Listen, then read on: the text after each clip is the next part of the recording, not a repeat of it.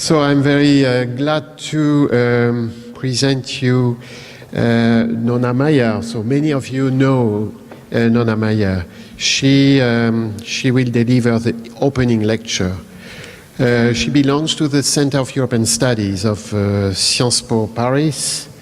You know, there are several Sciences Po. There is Sciences Po Paris, there is Sciences Po Bordeaux, there is Sciences Po Grenoble, and some other Sciences Po, of course, very important ones. I won't cite all of them, but there is a family of 9 Sciences Po in France. And Sciences Po Paris is the Sciences Po of the capital of France. Okay, and seriously, she's a very respected colleague working at the Center for European Studies, which is a joint research center, Sciences Po Paris, CNRS, National Center of Scientific Research. She also is a visiting professor at the Stanford Overseas Program in Paris. She received a PhD in political science from Sciences Po Paris, and she also holds a doctorate or honoris causa doctorate of the Free University of Brussels. Her main fields of expertise are political and electoral sociology, right-wing extremism, racism, and anti-Semitism. She published many articles and books, many articles and books, including many French written books, but also in other languages, and including the French Voter Decides at the University of Michigan Press, and extreme right activist in Europe. She has been an excellent, and she's still chair of the French Political Science Association. So she was elected in 2005. I have to stress what she did very ambitiously and very actively to develop the network at the national level of political science research between the different sites, Sciences Po, the faculties of social and political science, or faculty of law and political science, and also very much at the international level. She was very much involved in the structuring of different projects and organizational initiatives. She was also a member of the APSA, American Political Science Association Council. And she has many editorial activities, especially the series. She edits the series Contesté, Protests at the Presse de Sciences Po, devoted to the transformation of the collective action repertoire.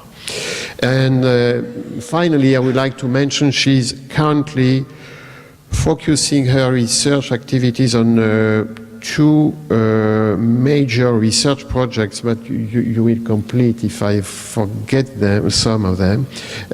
Pauline, I don't know how to... Pauline, it's the politics of inequalities, and the project on voting of poor citizens or poor people. It's called Vote Pauvre in French. So, Nonna Meyer.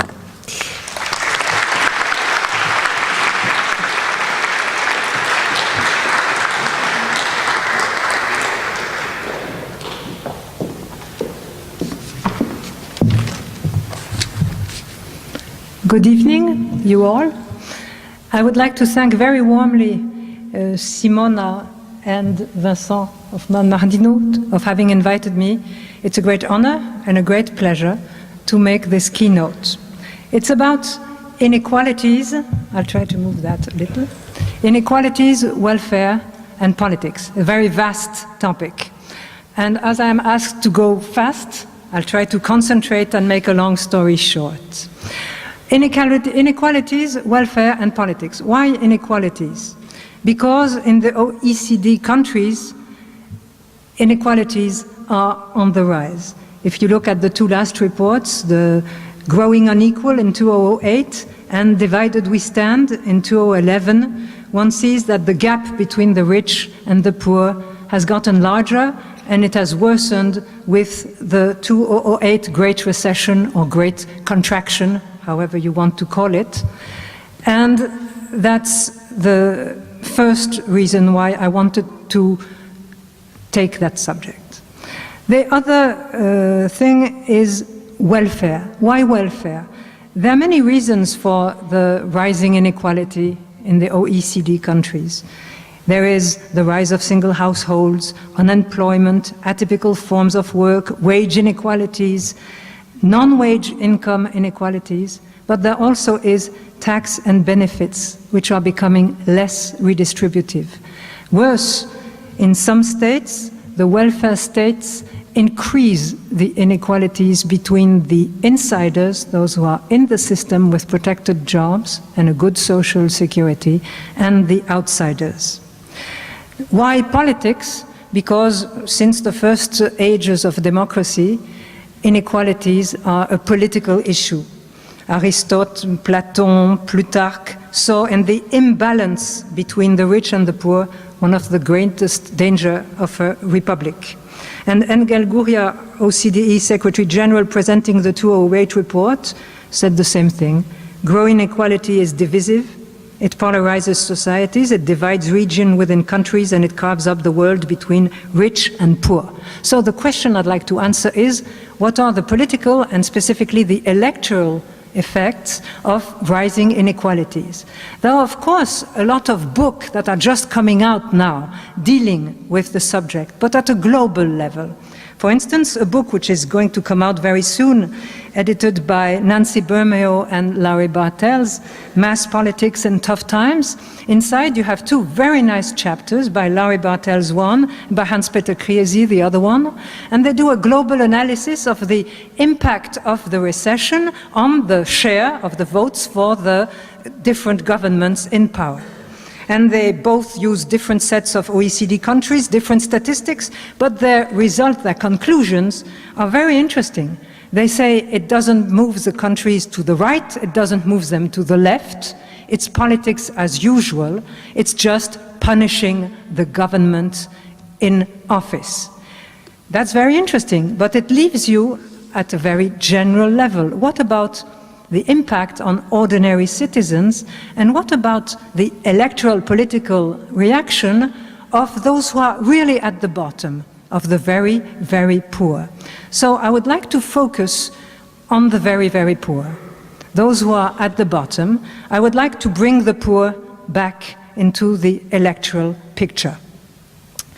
I chose the case of France. I'll put the case of France in perspective. But France, first, I know rather well. Two, France is an interesting case for several reasons. First, of course, it's not the worst off of OECD countries, but it was hardly hit by the recession. For the 27th month, unemployment has been rising, and according to the way you measure it, you find from 3 to almost 6 million people unemployed. Two, inequalities. For a long time, one said, no, inequalities are stable in France. Well, the recent work by INSEE, looking at it differently, not just comparing the 10% at the bottom and the 10% at the top, but looking at the 1% and sometimes at the 0.1%, there you discover that inequalities have been fantastically rising, and long before the recession, since 2004. We have beautiful works on what we call in France the THS, the très haut salaire, the very high wages. There are 133,000 people in the private sector who get before tax average, on average, 215,600 euros in 2007. And the group that earns more than €500,000, between 2004 and 2007, their income rose by 70 percentage points. So, of course, it's at the very top, but things are changing. The other important thing, interesting thing in France is the hypersensitivity to inequalities. There again, far before the recession of 2008 started. There's a beautiful survey by Olivier Galland and Michel Forcé in 2009 called the PIGE, Perceptions of Inequality and Social Justice.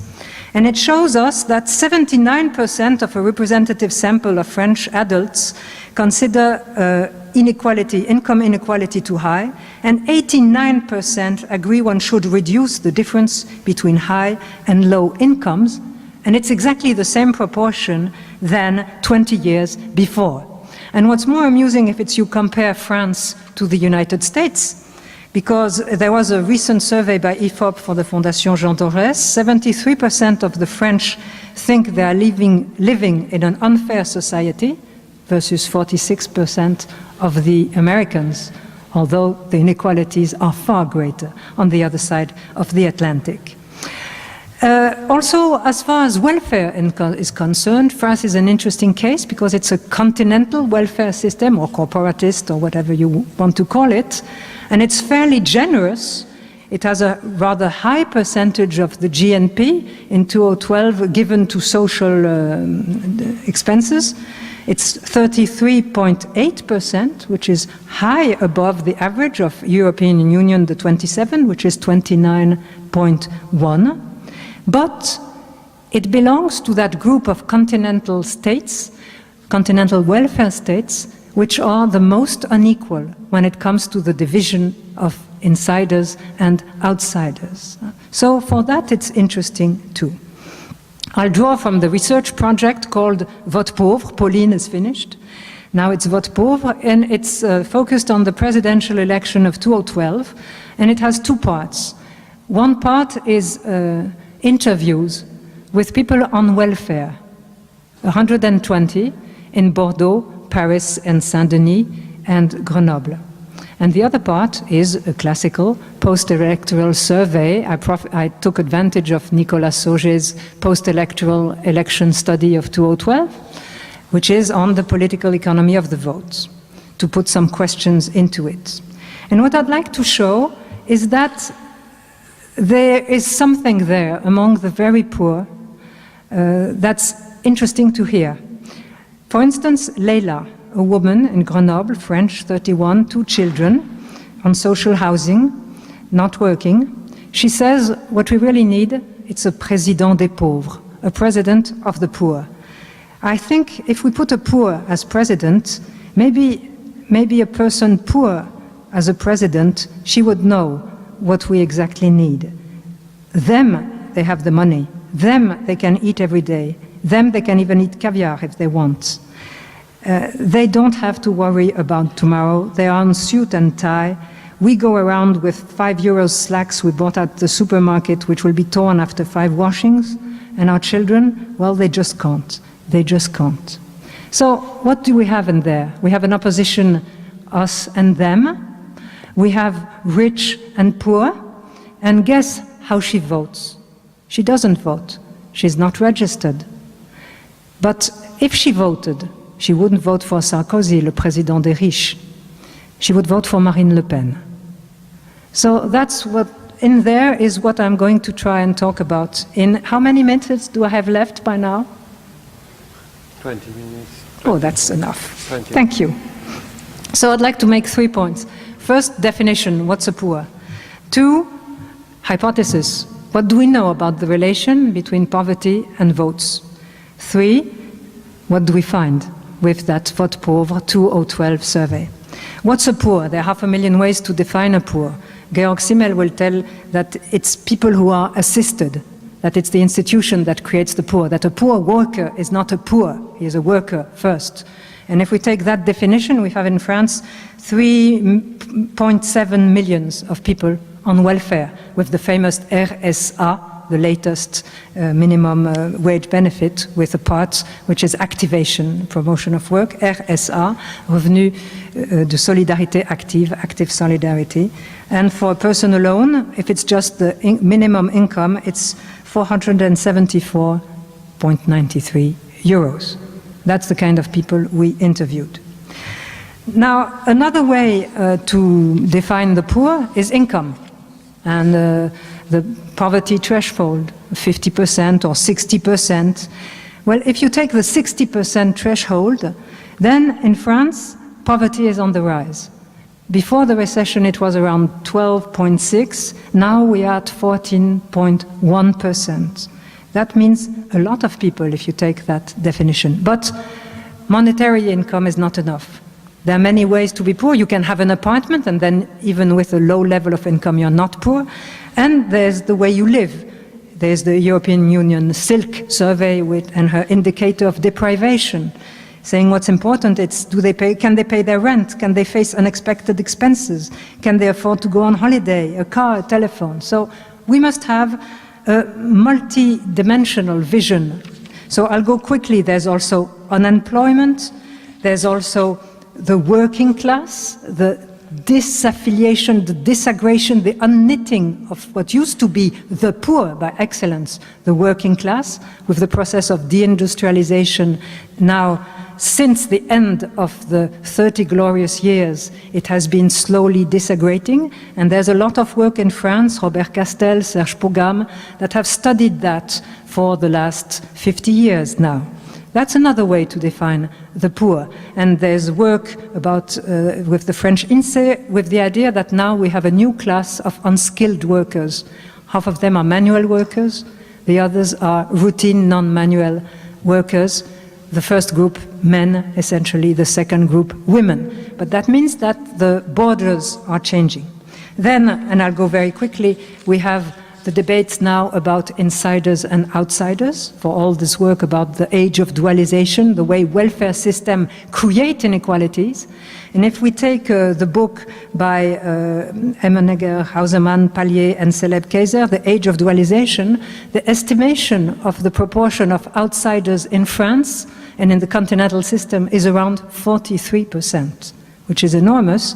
And it's in France that after redistribution, tax and transfers, the inequality between insiders and outsiders gets higher by almost 8 percentage points. That's a strange thing for a welfare system to do. So, the last way to approach the poor is losers of globalization, but I'll come back to it. The idea that opening the borders, competition, immigration flows, competition from the southern countries is threatening the unskilled, the less educated, the most replaceable workers. If we want to have all that in a nutshell, what I would like to propose is to use an indicator, which is a concentrate of all that, which is called the score EPICE.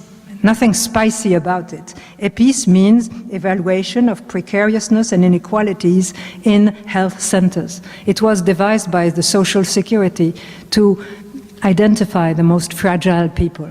It's a very simple thing. It's 11 questions. You answer by yes or no. Practically everybody answered in the survey part of our study. It has questions like, do you see a social worker? Do you have a supplementary health insurance? Do you live in a couple? Do you own your house? Are there periods in the month during which you meet real financial difficulties in coping with your needs? Have you come to play sports over the last 12 months? Gone to the movies, the theater, gone on vacations? Have you been in contact with family members other than your parents or children during the last 6 months? If a problem occurs, are there people around you on whom you would rely that could host you for a few days or that could bring you material assistance? The answers are weighted. I won't get into the technique, but it allows you to classify the population on a gradient of precariousness from 0 to 100. People are considered as precarious after 30 points on that scale. To our great surprise, on a national sample of registered voters, we found more than 36% of the population that were precarious. That was the beginning of the work. It is far more than what we expected because the registered population is already culturally and socially a little above the general population. Of course, it's correlated with all the other economic indicators, income, assets, loans, and Viviane Lehay, who is probably there, did a beautiful principal components analysis. It gives you a beautiful first axis of precariousness, and then a second interesting dimension, opposing material deprivation to social isolation. But what's interesting, it allows you to classify your sample by quintiles, for instance, from the not at all precarious to the very precarious. And there, you definitely have two worlds. So I think I'll be quick on the hypothesis, because if not, I won't have time to give the results. What hypothesis, what do we know about how the most precarious vote and relate to politics? We can use the classical political economy of redistribution models, Meltzer and Richard, and decide that the lower you are below, the lower the median market income falls below the mean income, the higher the probability that you'll want more redistribution. So the lower you are, the more you should want redistribution and therefore lean towards the left. The first model is very simplistic, but recently there has been a lot of work with far more refined models, and that's what they find. The second bunch of studies is political participation studies. From the pioneer work of Nayan Verba to Bourdieu and Daniel Gaxi in France, we know that political participation is skewed in favor of the upper status groups, those who have the resources to participate. Education, money, skills, networks, and the participatory attitudes that go with it. So there, the guess would be, the poorer you are, the more the chances that you will abstain, you won't turn out. And many recent works, I think, for instance, in the book of Politics in the Age of Austerity, that just came out by Armin Schäfer and Wolfgang Streck, there's a nice paper by Armin Schäfer showing that comparative analysis, multi-level analysis, showing that the higher the level of inequality and the lower the income for the individual, the more the possibility they want to vote and the lower their trust in parliament and in government. So rising inequality deflates turnout and erodes the confidence in democracy in a way. Now, very quickly, there's also class politics and post-class politics.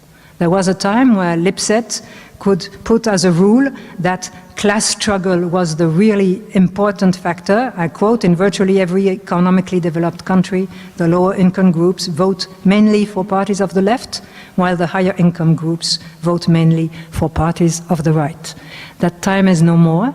The working class has declined in number, it has changed, it's fragmented, segmented, and we have now these new divisions going through the working class, insiders, outsiders, and globalization winners and losers. It's Hans-Georg Betz in 1994 who was the first to link what he called then modernization process to support for the new radical populist rights that were developing in Europe since the turn of the 80s. But Hans-Peter Kriesi and his colleagues have theorized far more. And that's what I'll start with, the hypothesis. In especially the last, for them, globalization represents, for those who are exposed to competition and who suffer from it, a triple threat: economic, but also cultural and political. It's a threat to jobs, national identities, and to the sovereignty of states. And it offers a niche for the far-right parties who are able to take advantage from that segment. So in the book by Jens Rydgren, coordinated by Jens Rydgren, Class Politics and the Radical Right, Hans-Peter Kriesi makes a very nice study based on European Social Survey data, 2008-2009, to show us, and I'll quote it because I'm starting from that, actually low education and unskilled job does not move to the far right, but to no vote. The losers abstain.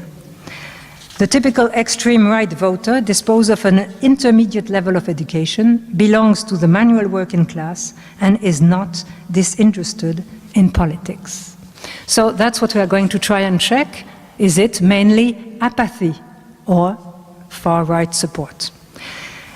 If I take now the data vote pauvre, the qualitative part, focused on the very poor, was conducted the month before the first round of the 2012 elections.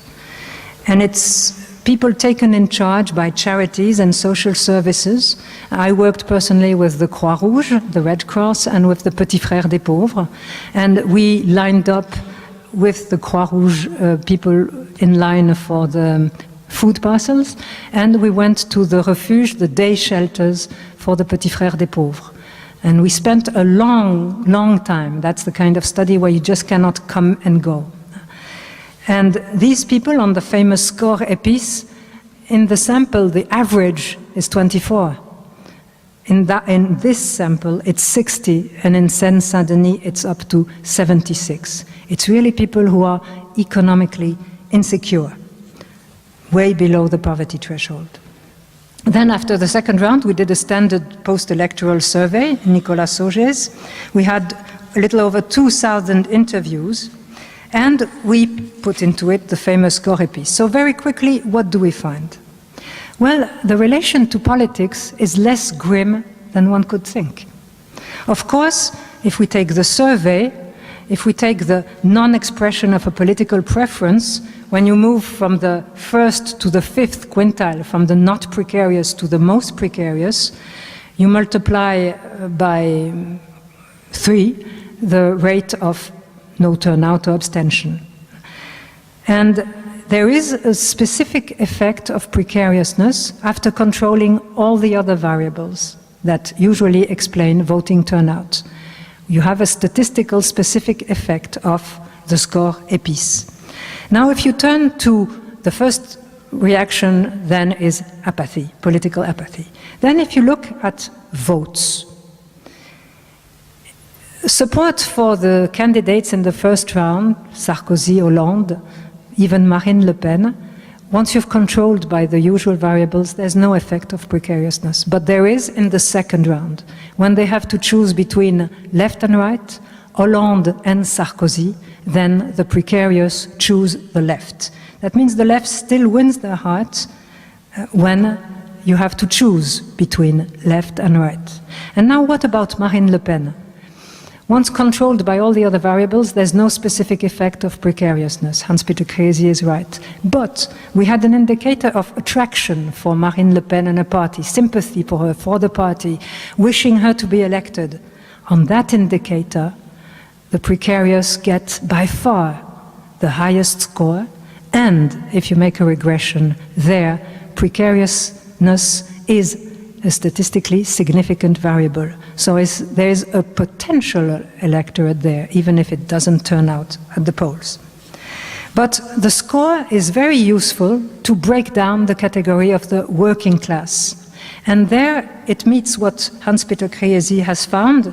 If you take the traditional manual working class and cut it into precarious or not precarious on our score, well, the precarious manual workers remain faithful to the left.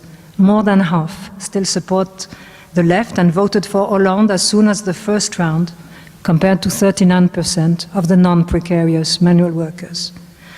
And the non-precarious voters, they voted for Marine Le Pen, 36%, compared to 25% among the non-precarious. So there is something going on inside the middle class, and one cannot just say inside the working class. Now, the other important result, and that's new, for the first time in France in 2012, gender is no more a predictor of non-voting for the National Front. All over Europe, gender was a protective barrier. Women were more reluctant than men. For the first time, in 3 surveys I've tested it, it's no more the case. So, and who are the women who voted for Marine Le Pen? It's non-manual routine employees, women who are in the service sector, where jobs are precarious, lousy jobs, non-manual but still precarious and atypical jobs. And there, for the first time, there is a tremendous rise in the support. For the first time there, women support Marine Le Pen more than men. So we'll have to check that, but if it's true, that means that there's a nice potential electorate for the far right in France. Now, if we look at the interviews, do I have 5 minutes? Very quickly, okay. So if we look at the interviews, there's no such thing as a class of the precarious. There's a book that just came out about the precariat, the new dangerous classes. There's no sense of solidarity. It's the individual débrouille. You do it for yourself. And there is a lot of racism inside that group. Everyone has somebody to reject. The French reject the immigrants. The oldest established immigrants reject the newcomers. The old reject the young. And they all reject the Roma. And so it's a very divided and a very individualistic world. No solidarity. no class. But what was very interesting, these people who are really at the lowest rungs of the social ladder, they were interested in politics. They had followed the campaign. They could identify the candidates on the photographs of the 10 candidates in the presidential election in the first round. And maybe because they were so depending on welfare, for them it was important. And for them, politics mattered. So it's maybe less grim a picture than the one we usually have. And of course, in all that group, there was an anti-Sarkozy reflex, the idea that he was the president of the rich and that all the measures he had taken since he was elected was against them, restricting benefits, restricting the pensions, restricting the allocation familiale. When asked to position themselves on the left-right scale, it's on the left that they position themselves, still. So the left has not lost everything in that very low group. And Marine Le Pen, she is the one they identify the most quickly on the photographs. And practically everybody says, well, I wouldn't vote for her. I don't like her. But she's clear, she's direct, she is simple, she is like us, and she says what we want to hear. And for a while, in the immigrant group, Le Pen was the reason to go to vote. We had to bar the road to Le Pen. Now, we have immigrants who tell you, like Nadia, that we met at the Secours Islamique, I think she's reasonable, she's logical, she's not extreme. I'm not racist, I'm a foreigner. But you must see the things as they are. I won't vote for her, but maybe I trust her more, because when she talks, it's clear and simple. And she has said what nobody else dares say, priority to the French. She has the French citizenship. Now, conclusion. Yes. Conclusion. There are many things I hadn't time to do. Our sample is biased because we didn't get the young, because the young shy away from charities and associations. We didn't get the rural precarious, and that's a very fast developing world because we were working in urban contexts. We hadn't time to work on violence. But if you look at that group, they are not revolting in the streets. They are not in the poor people movements in their moments of madness. They are turning violence against themselves. In Seine-Saint-Denis, there have been several immolations by fire.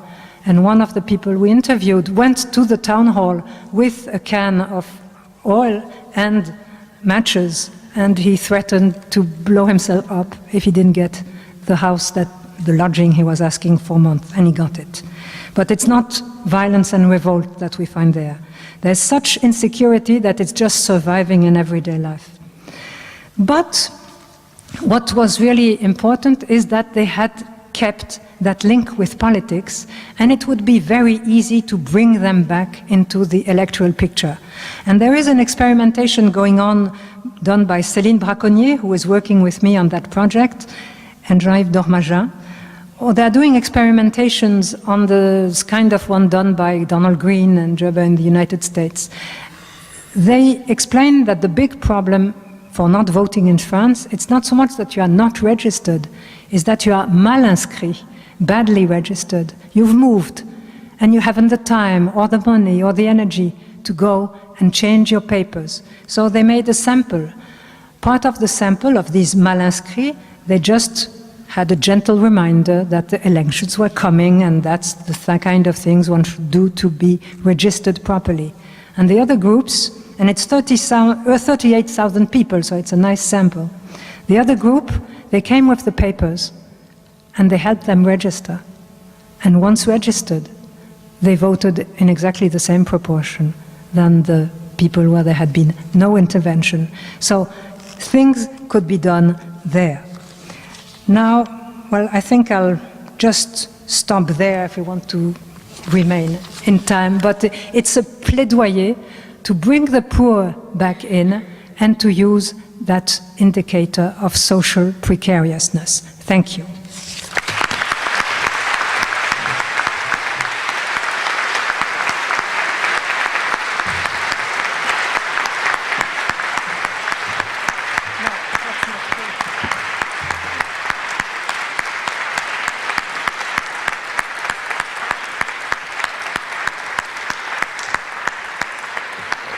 Okay, thank you very much to Nonna for this superb talk and lecture. So